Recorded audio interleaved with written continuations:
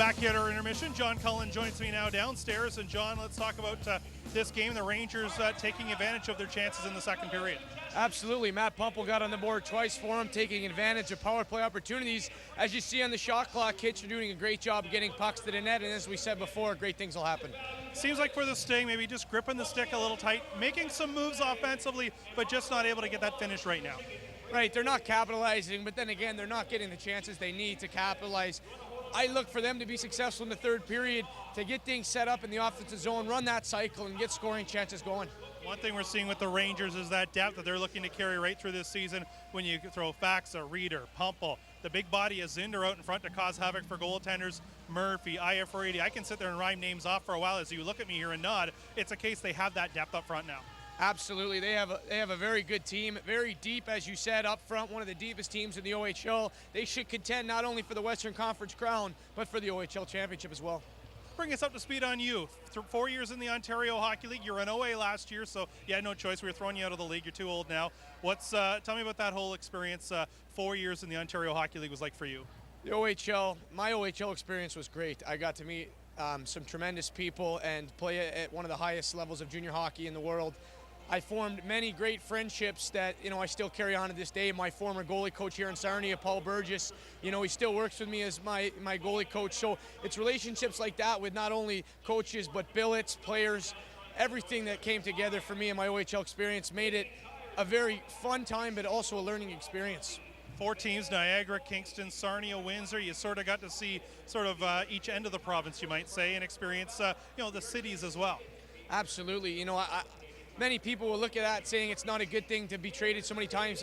I looked at it as a blessing. I got to experience 4 different cities in Ontario and, enjoyed my time in each city, especially here in Sarnia. The fans, the people were great.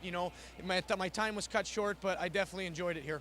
Talk about the fact of 4 cities in Ontario. Being a kid from New York State brings a whole different experience. What's it been like? You're still living in Canada now. We'll bring people up to speed on that in a moment. But, being the American kid coming across the border, Niagara was closer to home, of course. But after that, I'm sure that was a whole change of pace as well. Yeah, it was great, to start off my OHL career close to home in Niagara. But, it was awesome as a 17-year-old kid and getting to travel, live on your own. It really made me into the person I am today. A lot of learning experiences, meeting a lot of great people, forging the friendships for years to come. For you, you're doing what a lot of players have done, and that's looking at the other side of the Ontario Hockey League with the education program and being able to capitalize on that now. Yeah, the OHL has done a great job of setting up scholarship packages for us players. I'm cashing in on mine right now, attending the University of Western, playing for the Western Mustangs men's hockey team, which has been tremendous so far. It's great hockey, and I've always been a student first, so it's great to hit back to the books. I'm studying pre-med, hoping to be a neurosurgeon one day. It's a long way away, a lot of school in front of me, but it's off to a good start. I was going to say, you're not digging into one of the basic courses by any means. You're going, I guess, right straight into the deep end in terms of pre-med. You're not, obviously this is something you're committed to.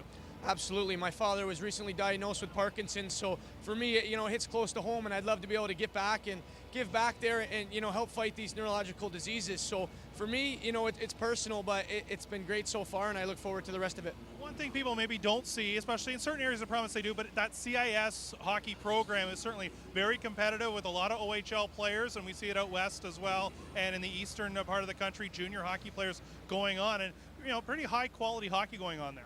Absolutely. That's the one thing that surprised me was how good the hockey is, how fast the pace is. It's been tremendous so far. Western has a great job, a great tradition of their hockey program. With the lockout, I encourage all the fans to come out and catch a game. For the Western Athletics, I know it would be great to have fans out there. And of course, people watching us in Kitchener, they're familiar with with Western being the rival, of course, of schools in that area as well. As you were coming into the OHL, I would think, you were chasing the hockey dream, as every player is. But now as you look back at it, as I'm sure it's nice to know that you had that I know that the catch line in the O is that best of both worlds, but you kind of now, I guess, you probably understand what that means now, having chased the hockey dream and now continue to play, but obviously with the school there as well.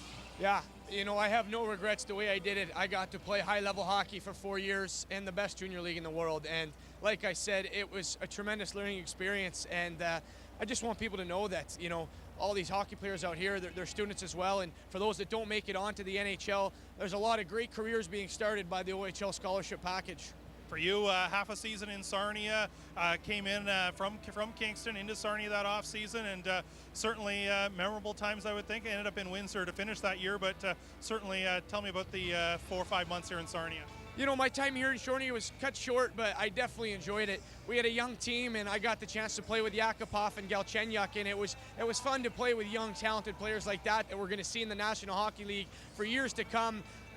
The one thing I can really say is the people here in Sarnia were so good to me. You know, right from my billets down to the coaching staff, from all the people in the Booster Club.